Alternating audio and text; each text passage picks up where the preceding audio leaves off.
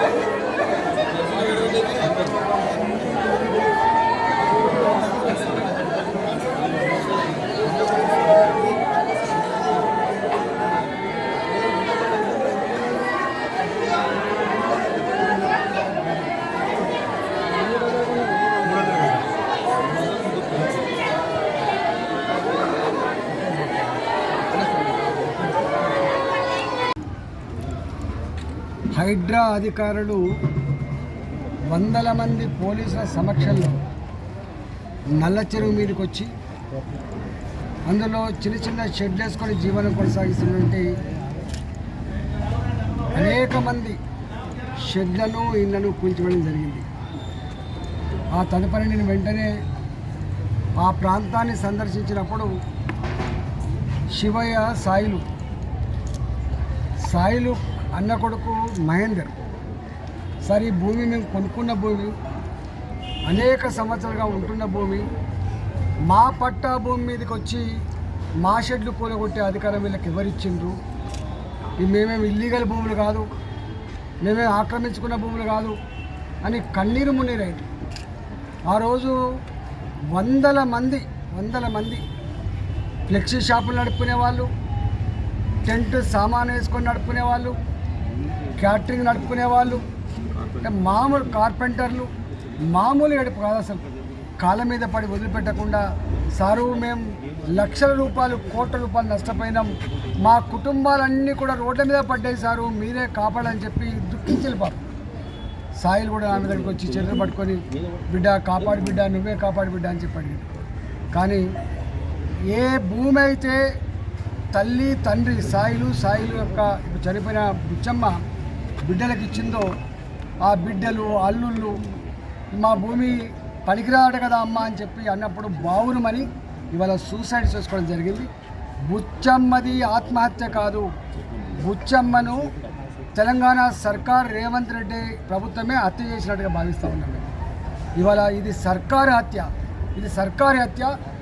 గతంలో మొన్న కూడా ఇట్లనే ఒక ఆమె గుండాగిపోయి చనిపోయిందని చెప్పిన వార్తలు విన్నాం.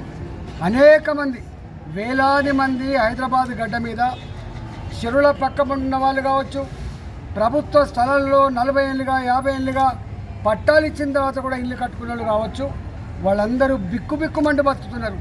శనివారం వచ్చిందంటే, ఆదివారం వచ్చిందంటే కంటి మీద కురుకు లేకుండా, పొయ్యి మీద కుండ పెట్టకుండా ఇవాళ దిగాలమని బతుకుతున్న పరిస్థితి మనం చూస్తూ ఉన్నాం.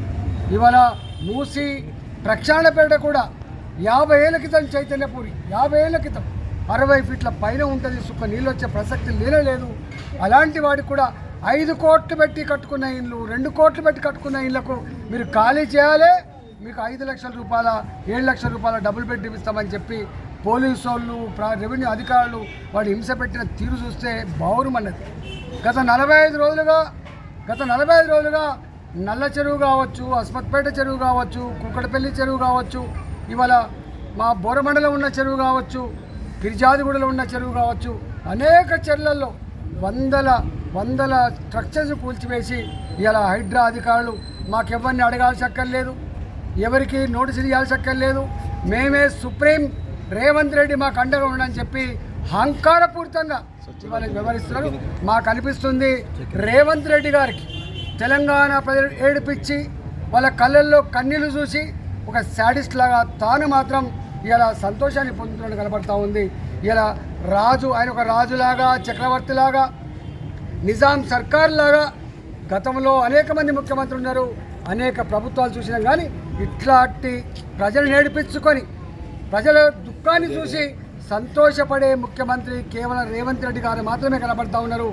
6 నెలల కాలంలోనే ఇవాళ అనేక రకాల తప్పుడు నిర్ణయాలు తీసుకొని ప్రజలు వేధించినటువంటి ముఖ్యమంత్రి, కేర్ఫుల్గా ఉండండి. మీది శాశ్వతమైనది కాదు, మీకు ఇచ్చింది అధికారం 5 ఏళ్ల కోసం ఇచ్చింది.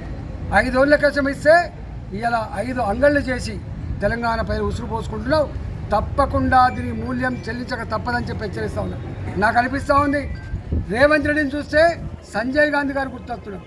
ఢిల్లీలో టర్క్మెన్ గేట్ కాడ వేలాది మంది పేదల ఇళ్లను కూల్చేసి ఆనాడు సంజయ్ గాంధీ గారు ఇలా మారుతి కంపెనీకి ఆ భూములు కట్టబెట్టిండు. ఇవాళ మాకు అనిపిస్తూ ఉంది ఇలా వేలాది మంది పేదల ఇళ్ళు కూల్చివేసి పెద్దలకు కట్టబెట్టే ప్రయత్నం రేవంత్ రెడ్డి గారు చేస్తున్నాడు కనబడతా ఉంది. ఇలా మూసి ప్రక్షాళన అంటే మేము అనుకున్నాం వరదలు రాకుండా ప్రక్షాళన చేస్తారని అనుకున్నాం, మురికి లేనటువంటి మంచి నదిని చేస్తారని అనుకున్నాం. కానీ 50 ఏళ్ల క్రితం కట్టుకున్న కాలనీలకు కూడా RBX రివర్ బెడ్ అని చెప్పి ఇవాళ ఇండికేట్ చేసే పరిస్థితి వస్తుందంటే ఇవాళ ఖచ్చితంగా రేవంత్ రెడ్డి సర్కారు ప్రజలకిచ్చిన హామీలను పరిష్కరించే దమ్ము లేక ఇవాళ డైవర్ట్ చేసే ఉద్దేశంతో వేల కోట్ల రూపాయలు సంపాదించిన ఉద్దేశంతో ఇవాళ ఇట్లాంటి దుర్మార్గాన్ని కొడుకడుతుంది. మేధావులారా, ఇవాళ నిన్న 3 దాకా గొప్ప పని చేస్తుందని